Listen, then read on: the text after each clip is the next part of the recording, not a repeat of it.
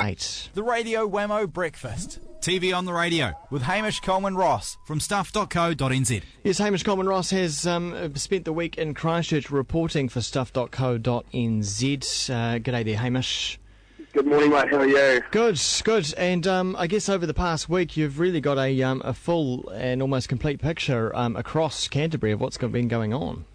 Yeah, pretty much. I've been really lucky to have really seen every affected area now, I think. I've been from Darfield to Kaiapoi, Littleton, while at the same time, the whole time staying in the CBD itself. So, yeah, no, I've really been right across it. But, yeah, this is the full picture of Canterbury and then Christchurch. I guess, everyone down here who is working for media is trying their best to kind of convey to people the vastness of the level of the destruction. So I'm not sure how it's been for you guys, kind of trying to comprehend it, but it's pretty widespread. Yeah, I mean, it is pretty hard for, I guess, anyone outside of that zone to comprehend, particularly in Auckland, where the earth didn't move at all and life is continuing on just as normal in other parts of the country, but it's anything but where you are. It hasn't been normal at all. Yesterday was probably the most normal day yet. There was traffic flying around. More stores were opening. There was people walking through the square, and that hasn't been happening for the week prior. But still, you've got police and military standing there on cordons.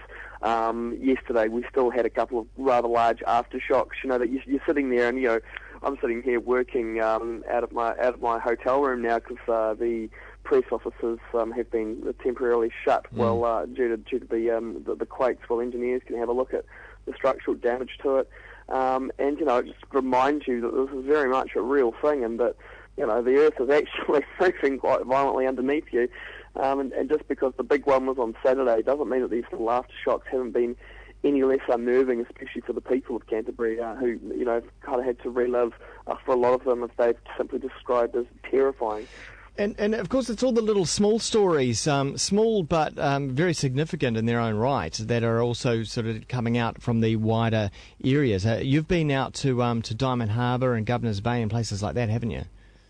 Yeah. We did that the other day. We went right round, and I guess I haven't had a lot of time, obviously, to look at what the other media's been doing. But really, I think what we've tried to do is that I've really tried to work with the other journalists and everything to make sure that we can convey to people just how many people are affected by this quake. It really is quite massive. We're talking about the hundreds of thousands of people that have directly been affected by what's been happening since Saturday. Tell us about the Godly House and what sort of state that's in at the moment. Oh, Godly House is just devastated. This is the old sort of mansion type homestead out on Diamond Harbour across the bay from Littleton. It serves as a local pub, a takeaways, as well as a family home, and also a hell of a venue to have a wedding or similar type function to that. Yeah. And internally, that thing has just been shaken to pieces. I spoke to the guy that it's owned by the Christchurch City Council. I spoke to the guy that has been operating it, sort of as the venue operator, and him and his family lived upstairs, and he's just too scared to even go back in the building. When he was showing us around it, he was quite strict that we sort of kept a 10-metre radius from the building. He was that scared that it may fall over at any point. Mm. Any sign of support for that side of things? Because that's a significant historic place in that area. Well, he has been approached by. Well, he's had the engineers come and check it out and condemn it for now. I guess because they are where they are, they're not easy to access. It is a good drive to get out there. They're feeling a little cut off from the rest of Christchurch, and arguably you have to say that they're just as important as any of the central city buildings, purely for the historical factor. I tell you what, I haven't heard any news anywhere. I mean, it might have passed me by, but of Akaroa. I mean, how affected are they? No. In fact, I asked someone the other day. I said, should we go and poke our noses out of Akaroa? Well, apparently Akaroa's fine. Yeah, well, I mean, we'd know. No There one's you been go. there to have a look, have they? No, well, I mean, if it's fine, I mean, if you want, I'm more than happy Could you? to go out there and I'll sample some wines and Yeah. maybe do like a bit of swimming with the dolphins, just make sure the dolphins are okay. There's a lovely place called and- French Farm on the way out there. You're most welcome to Yeah, visit. yeah. If there's a massive demand there, Wammo, to know that that Acro is fine, then sure, I'm sure I could go out and have a Yeah. look. That police cordon is still in place this morning in Central City there. Yeah, they're lifting it gradually. Like more and more streets are opening, but I mean it's kind of quite hard, really. Even for us that have spent the week here, I mean you just kind of turn a corner and there's a police cordon, and you're like, oh, okay, right. Well, that guess we're not going down that way today. Yeah. But to be honest, the police and the military that have been manning it, they've just so good natured about it, and they've been very helpful to us. I mean, for us it's been difficult because our offices are located in the CBD, but as well as that, we've been staying here as well. And for me, I must say, my Christchurch quake moment, if you like, was walking down Colombo Street, down the middle of Colombo Street at 10:30 on Saturday night.